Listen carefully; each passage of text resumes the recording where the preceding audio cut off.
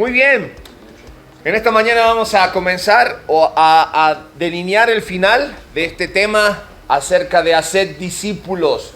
Un tema que salió de la inquietud de cada uno de ustedes cuando nos encontramos con este mandato directo de nuestro Señor Jesucristo, cuando Él declara en Mateo capítulo 28 que toda potestad les da en los cielos y en la tierra. Por lo tanto, ahora Él delega la responsabilidad de ir y hacer discípulos. Ir y hacer discípulos. Y hemos visto en el transcurso de este estudio que no podemos hacer discípulos sin antes ser discípulos. Entonces, nos enfocamos a través de este estudio en realmente nosotros ponernos al día con Dios en nuestras responsabilidades para de esa manera poder en forma intencional obedecer este mandato, ser parte de la obra de Dios. Y una de las cosas más importantes y sobresalientes que platicábamos la semana pasada, ser parte de la extensión del reino de Dios. Extensión del reino de Dios que está representado hoy aquí en la tierra por su iglesia.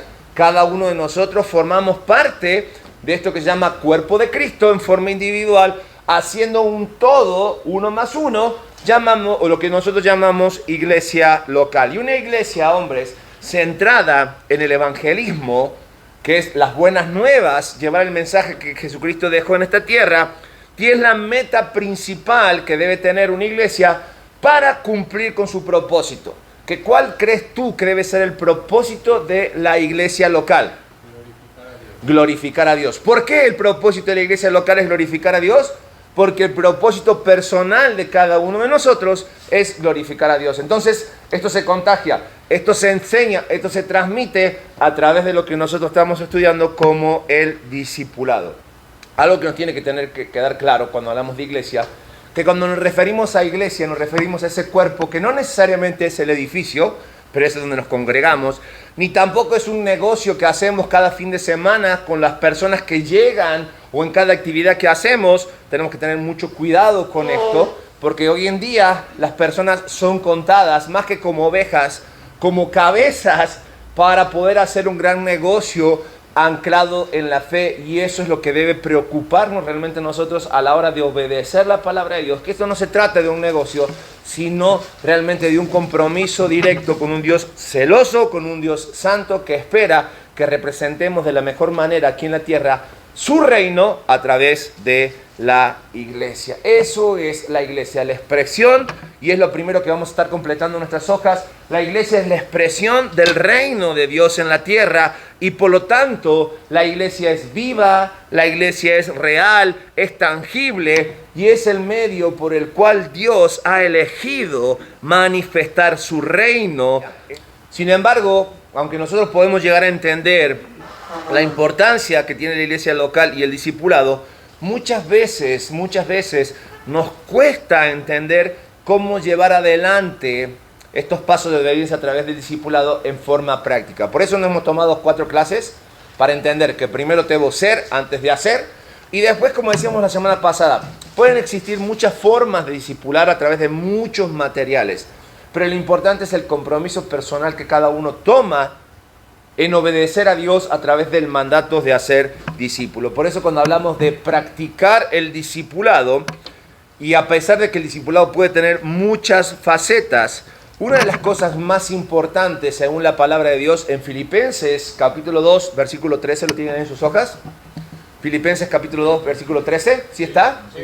¿Quién me lo lee por favor en voz alta? Porque Dios es el que en vosotros produce así el querer como el hacer. Porque Dios es el que produce en nosotros así como ¿qué? El querer como el hacer. ¿Me entienden? No siquiera depende de nosotros esto, sino que del empuje que Dios hace en nosotros a través del obrar del Espíritu Santo. Porque vamos a descubrir que en esto del discipulado no estamos solos. Dios nos ha provisto de herramientas, Dios nos ha provisto de personas. Es más, Dios mismo, a través de Él como Espíritu, el Espíritu Santo y el ejemplo de Jesucristo, es decir, la Trinidad a nuestro favor, va a estar trabajando para que nosotros realmente podamos entender que una de las mejores formas de poder ministrar a los santos, y esto va a ser clave para que lo entendamos, y viene ahí en sus hojas para completar, es que nosotros necesitamos aprender a aconsejar a las personas a través del discipulado, a través de la Biblia. Una de las conclusiones que llegábamos la semana pasada es que un discipulado no depende de mi experiencia de vida, sino que depende de mi experiencia con Dios y de lo que yo pueda conocer acerca de Dios a través del estudio y la lectura de la palabra de Dios. Entonces, hoy vamos a ver un poquito acerca de la consejería bíblica como método de discipular, entendiendo que la consejería bíblica es un medio de gracia puesto por Dios para que nosotros podamos cumplir en obediencia con el llamado de hacer discípulos. ¿Por qué? Porque la consejería bíblica es un medio por el cual un hijo de Dios acompaña a otro hijo de Dios en el proceso de la santificación progresiva. Santificación progresiva. Esto que a veces nos cuesta tanto entender, que es nuestra responsabilidad. Ahora, no somos santos por elección propia. No podemos serlo, porque somos pecadores. Sin embargo, Dios provee a través de Cristo y el sacrificio en la cruz del Calvario que nosotros seamos no solamente llamados santos, sino santos en forma posicional. ¿Estamos de acuerdo? Porque somos pecadores y estamos condenados. Mas Cristo llega a este mundo, ofrece su vida en sacrificio. Somos llamados, reconocemos nuestros pecados, entregamos nuestra vida a Cristo, lo reconocemos como nuestro Señor y Salvador. Posicionalmente somos santos. Sin embargo, continuamos en este mundo. Y en este mundo la tarea no es fácil. Pero tampoco es que me voy a echar a la hamaca de la conformidad y esperar que Cristo venga. Total, todo lo que pueda pasar ya está delineado o escrito por Dios. No, hay una responsabilidad que depende totalmente de nosotros. Y es esto que llamamos santidad progresiva o santificación progresiva, en la que nos comprometemos realmente a imitar a Cristo, a agradar a Dios y cumplir con nuestro propósito, que es honrar a Dios en todo. Entonces, cuando entendemos esto y entendemos que el discipulado a través de la consejería bíblica nos ayuda y sirve para ayudarnos los unos a los otros, es que hoy vamos a descubrir cuáles son las razones por las cuales queremos entender que toda consejería debe ser basada en la Biblia. La primera razón por la cual la consejería bíblica es buena es que la consejería bíblica es hacer comunidad. Desde el principio, el plan de Dios era que no es bueno que el hombre esté solo. Y no solamente le hizo al hombre, al varón, una ayuda idónea, sino que el mandato de Dios fue llenar la tierra. No sean solo ustedes dos, lleven y den fruto, crezcan al punto de que la tierra sea llena. ¿Estamos de acuerdo? Ese fue el mandato de Dios en Génesis. Y claramente ese mandato no es que, el hombre pecó, entonces ahora Dios cambió de parecer. No, sigue siendo el mandato de Dios que nosotros vivamos en comunidad. Y el hecho de tomar en cuenta a mi hermano, tomar en cuenta al otro y que el otro me tome en cuenta a mí, es el primer paso hacia hacer comunidad. Ahora, cuando hablamos de consejería bíblica, tenemos que decir ¿qué no es la consejería bíblica? La consejería bíblica no es una terapia. No. No es de que, vente, siéntate y vamos a terapiarte con la palabra de Dios. No es una terapia que va a solucionar tus problemas. No es algo que nosotros podemos dar o podemos recibir como terapia.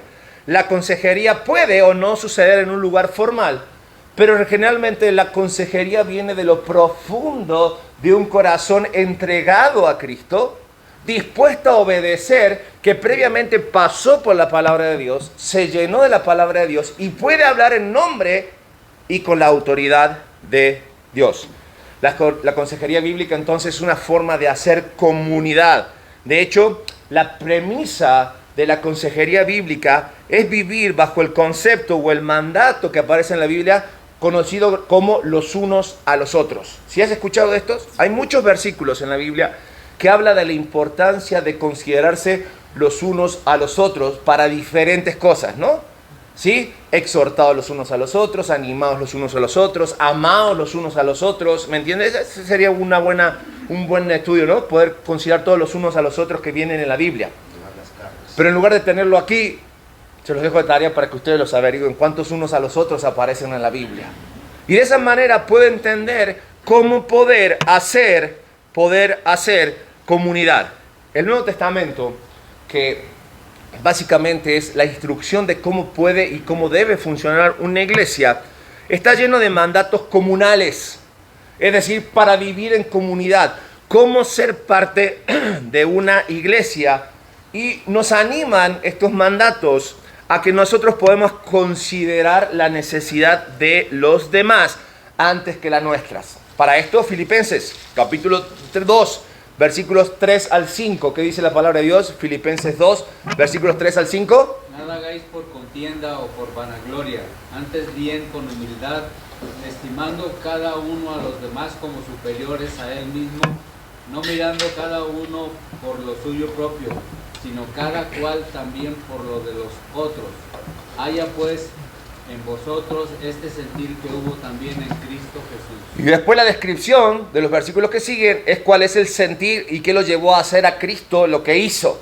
Pero fíjate, anterior a esto, el escritor de la carta de Filipenses nos da las pautas de que cuando yo voy a hacer una cita para discipular a alguien o tener una consejería bíblica, ¿cuál debe ser mi forma de pensar?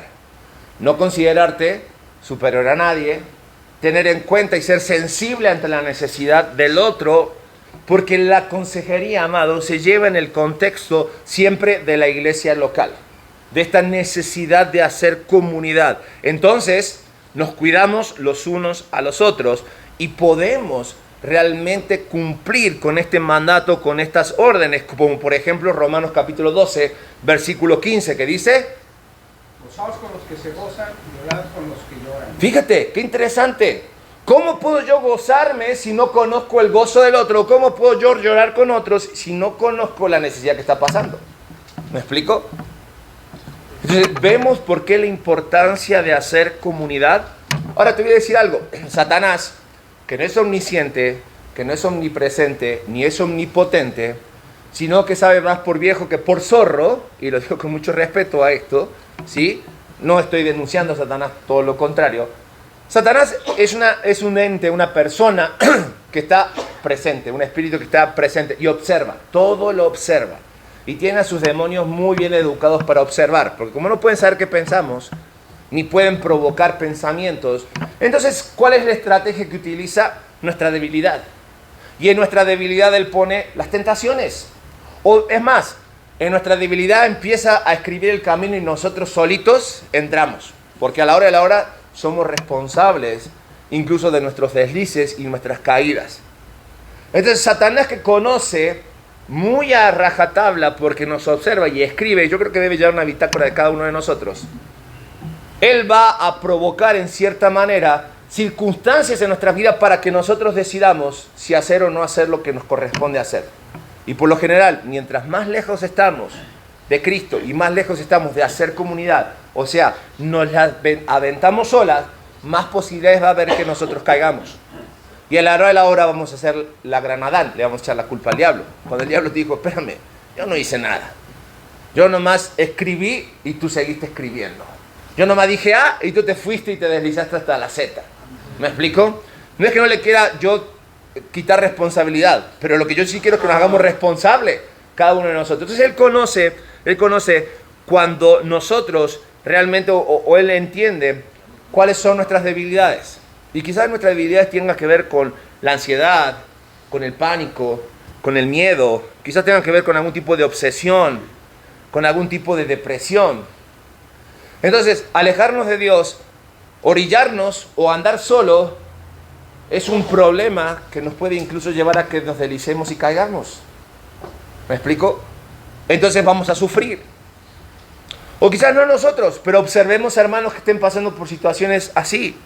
Entonces la consejería, que es una forma de hacer comunidad, hace especial o nos lleva a que nosotros podamos tener y prestar especial atención a aquellos que tienen necesidad. Eso es atender y cuidarnos los unos a los otros.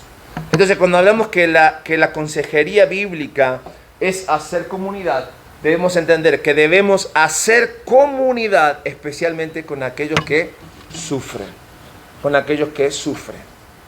¿Sí? Momentos en el que en nuestra vida pareciera que no ocurre nada sobresaliente, son momentos para poner especial atención, que quizás nosotros estamos estancados o estamos en la comodidad y encontramos una zona de confort. Y es un momento en el que tenemos que estar muy atentos, porque la vida del cristiano no es para hacer la planchita o hacerla así, la comodita, ¿no es cierto? Donde tú digas, pues aquí encontré mi zona de confort, sino es siempre hacia arriba buscando un poco más.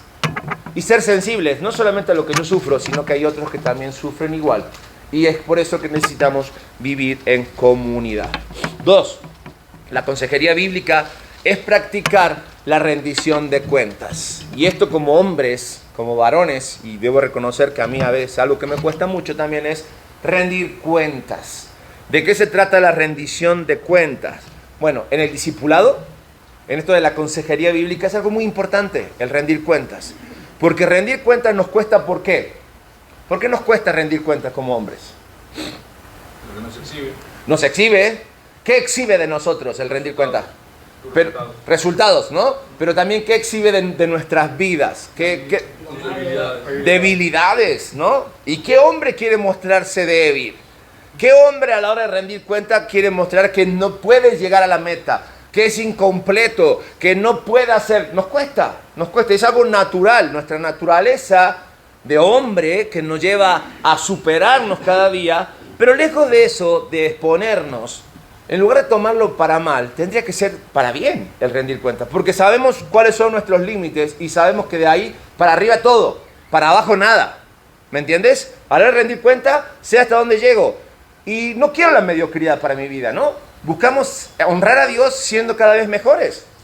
Entonces el rendir cuentas se tendría que transformar en mi vida como una herramienta para restaurar, una herramienta para que yo pueda realmente seguir creciendo en mi fe. Y si mi fe está caída o es débil, o si la fe de mi hermano es una fe débil, apuntalar en esa debilidad para ir crecer. La palabra de Dios nos dice en Gálatas capítulo 6, versículo 1 y 2, ¿qué cosa? Gálatas 6, 1 y 2. ¿Qué dice? Hermanos, si alguno fuere sorprendido en alguna falta, vosotros que sois espirituales, restauradle con espíritu de mansedumbre, considerándote a ti mismo, no sea que tú también seas tentado. Sobrellevad los unos las cargas de los otros y cumplid así la ley de Cristo. Fíjate, Gálatas 6, el apóstol Pablo está diciendo que todos somos propensos a la debilidad, ¿no es así? Y que a la hora de realmente entender que necesitamos ser comunidad para estar atentos los unos a los otros, a la hora de restaurar nuestra fe, considerar que tú puedes estar en ese lugar en algún día.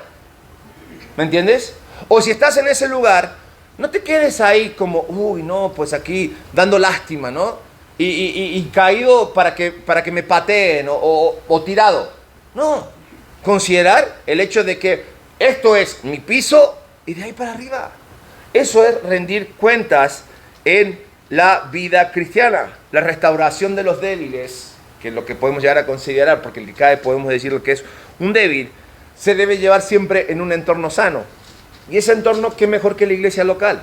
Si la iglesia local es la representación del reino, quiere decir que si estamos dentro del reino y todos tenemos algo en común, algo que nos une, la común unión o la comunión que vivimos, aprovechar los medios que tenemos en la iglesia local para poder unirnos en un mismo sentir o llegar y lograr la unidad en la fe. A punto que, o mejor dicho, punto a favor del discipulado, que a través de la consejería bíblica nos lleva a considerar esta opción en nuestras vidas. Santiago, capítulo 5, versículo 16. Confesaos, ¿qué dice? Vuestras ofensas. Fíjate, eso es rendir cuenta. Confesaos vuestras ofensas los unos a los otros. ¿Sí? No hay nada peor que guardarse las cosas, ¿no? Porque por más aprensivo que tú seas, que te guardes tus situaciones, los problemas, las cosas que hay dentro de tu corazón, va a llegar un momento en que es como una olla a presión. Eso tiene que salir por algún lado, si no, revienta. Y a veces las personas aprensivas, cuando revientan, son peor que una persona expresiva. Una persona que se vive quejando de todo el tiempo. Es peor, porque cuando explotó, mira, no se miden los daños. Y explota para todos lados y lastima a un montón de personas. Por lo tanto, Santiago dice, confesaos vuestras ofensas los unos a los otros. Y después, ¿qué dice?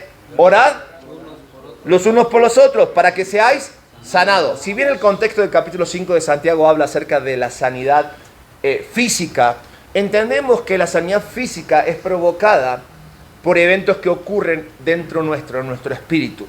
¿Sí? Lo que nosotros conocemos, no tengo doctores, hoy acá no llegaron los doctores. Sí tengo el doctor acá, perdón, perdón.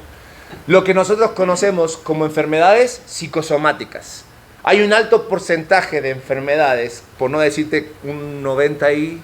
¿Qué doc? 95. No, dicho por un doctor, 95% de las enfermedades que sufrimos que vienen de aquí. Es decir, que no son reales, que las provocamos. Sí provocamos y hay una realidad en síntomas, pero no quiere decir que estemos enfermos. Eso es lo que dice Santiago. Fíjate, qué interesante, en la Biblia encontramos medicina. Pero rara vez a este versículo lo tomamos en esta profundidad, porque nosotros nos vamos al final del versículo. ¿Qué dice? Dice, la oración eficaz del justo puede mucho. Y entonces, cuando queremos oración, buscamos a los justos. Y es por eso que caemos con autoridades espirituales diciendo, tú que eres justo, ora por mí. Y dice, espérame, si tú confiesas tus ofensas, si tú oras unos por otros, tú también puedes ser justo. Aparte, todos somos justificados por la fe, por medio de Cristo.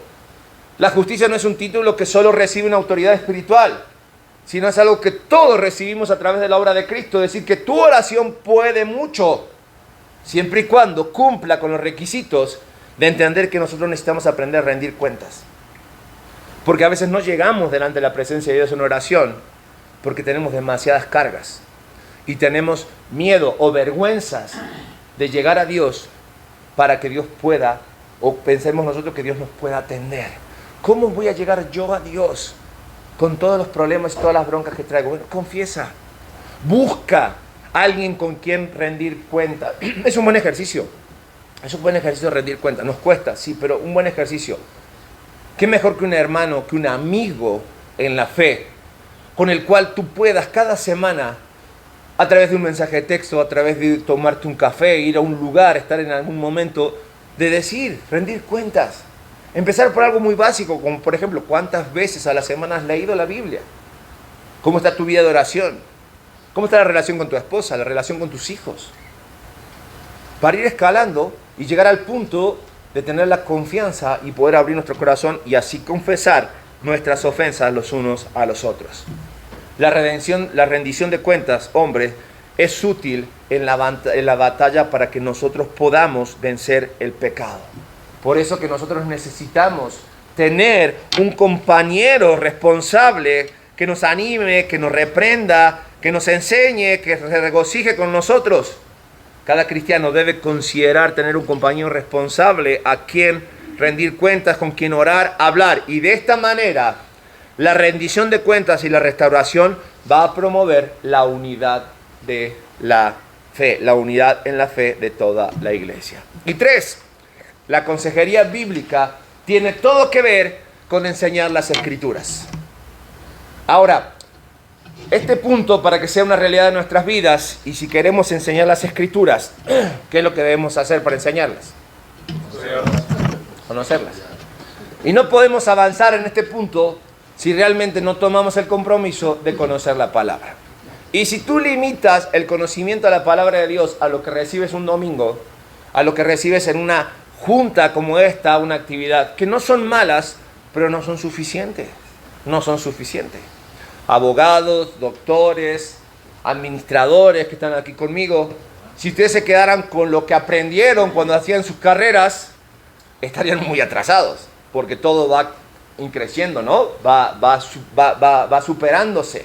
No es lo mismo una administración ahora que hace 30, 40 años cuando ustedes estudiaron. No es lo mismo dar un medicamento ahora que hace 30 o 40 años. No es lo mismo hacer una operación, ¿me entiendes? Entonces lo mismo pasa con la vida espiritual. No me puedo quedar con el rudimento, con la leche espiritual.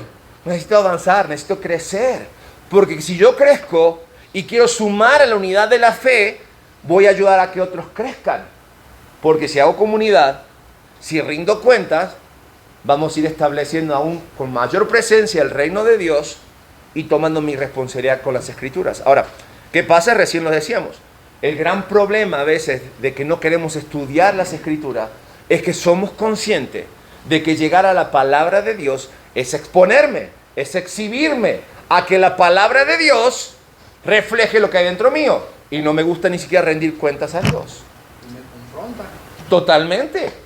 La palabra de Dios dice de sí misma ¿no es cierto? Si leemos el Salmo 119, que es como espejo, que es como un martillo, que es como una lámpara, ¿me entiendes?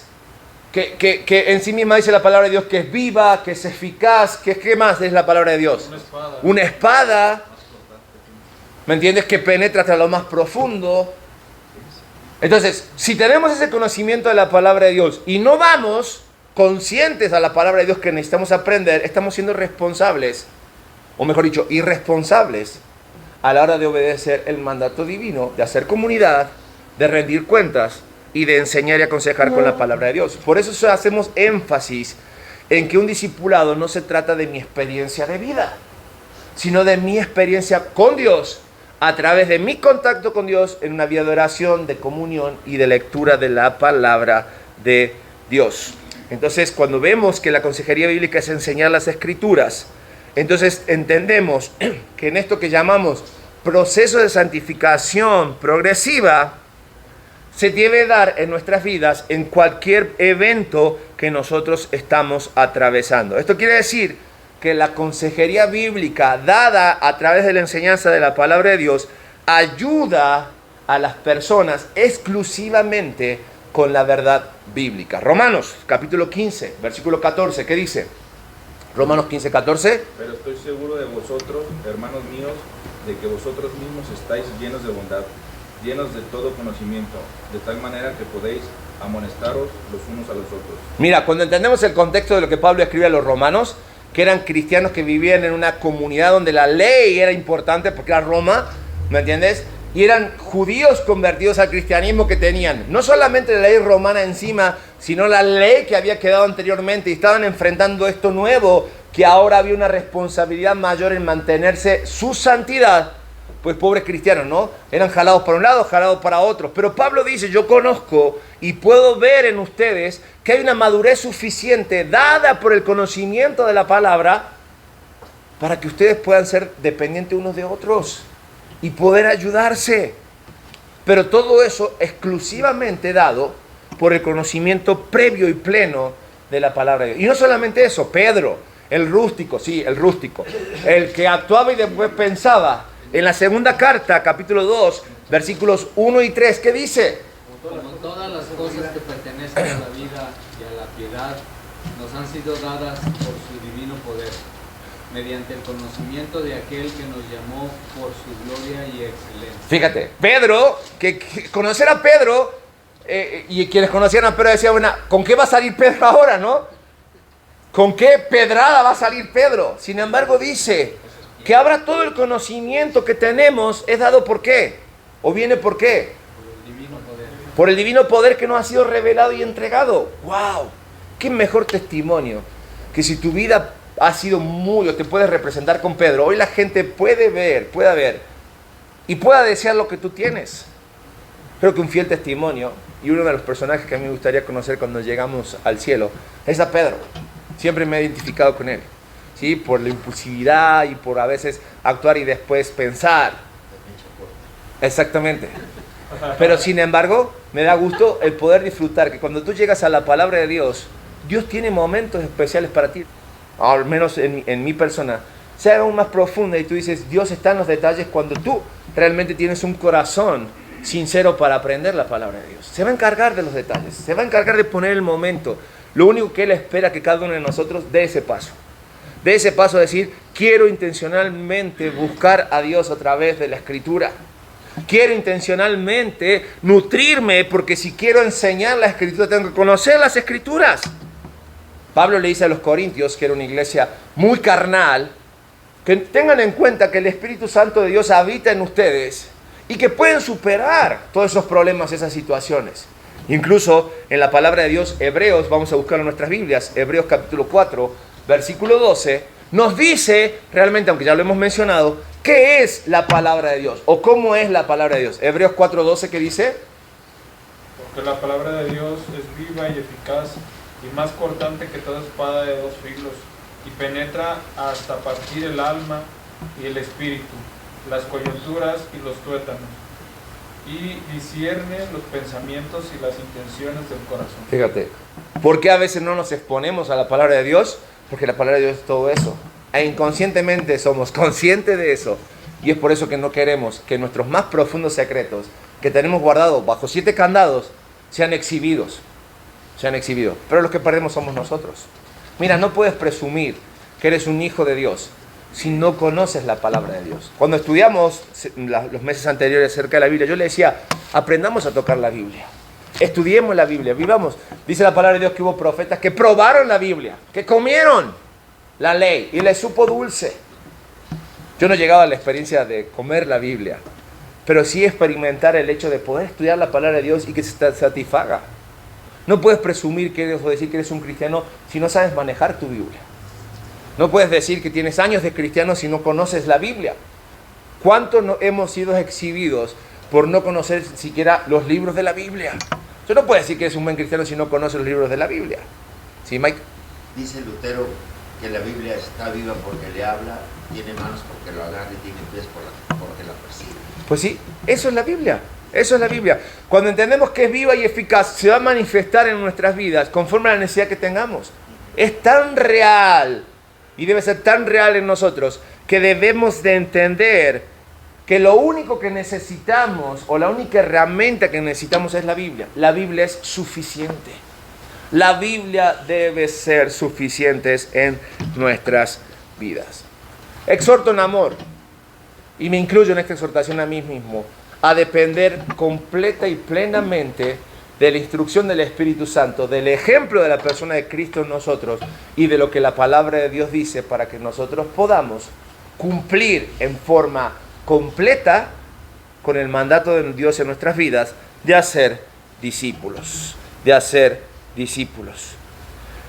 Termino con esta frase y espero que realmente haya sido útil para cada uno de nosotros el poder ser desafiados a cumplir con este mandato divino. Dice esta frase: ayudar a otros a ver en las Escrituras la belleza de Dios, de su Hijo y de su reino es la esencia de todo discipulado. Por eso, si quieres discipular, entonces aconseja con la Biblia. Amén. Vamos a orar, hombres. Vamos a orar. Señor, en esta hora queremos realmente confirmar en nuestras vidas y confiar en nuestras vidas que la palabra de Dios es suficiente. Suficiente para nosotros que queremos obedecer el mandato divino. Mandato que nos lleva, Señor, a representar y extender tu reino a través de la predicación de la palabra y a través de hacer discípulos. Queremos aprender a vivir en esta comunidad que tú escogiste y llamaste iglesia y estableciste, Señor, en la cual podemos encontrarnos y tenernos los unos a los otros para rendir cuentas y sobre todas las cosas para motivarnos al crecimiento y la unidad de la fe a través de la lectura y el estudio y el disfrutar de la palabra de Dios. Que estas verdades sean presentes y reales en cada una de nuestras vidas para de esa manera poder honrar a un Dios que lo dio todo por nosotros a través de Jesucristo.